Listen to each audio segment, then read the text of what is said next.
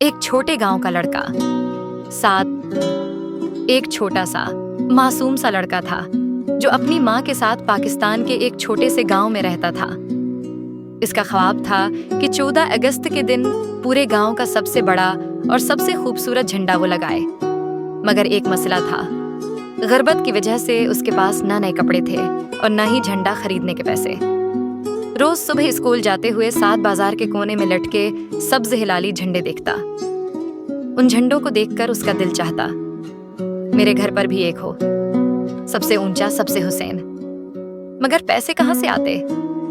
ماں کہتی، بیٹا جھنڈا دل میں ہو تو گھر کے اوپر نہ بھی ہو، پھر بھی پاکستان کا رنگ ہر جگہ ہوتا ہے۔ لیکن سعد کے دل میں ایک چھپا ہوا ارادہ تھا۔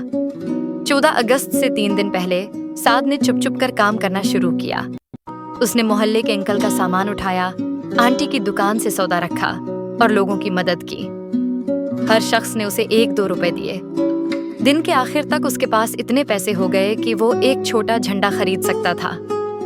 14 اگست کی صبح سعد بازار گیا، مگر جب دکاندار نے اس کے ہاتھ میں پیسے دیکھے تو مسکرا کر کہا، بیٹا یہ 14 اگست ہے، تم پاکستان کا فخر ہو، یہ جھنڈا تم سے پیسے لے کر نہیں دوں گا۔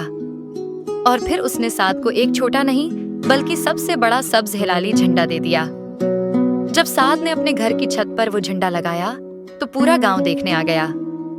ہوا میں جھنڈا لہرا رہا تھا، سورج اس پر چمک رہا تھا۔ سعد نے دل سے دعا کی، یا اللہ ہمارا پاکستان ہمیشہ ایسے ہی آزاد رہے۔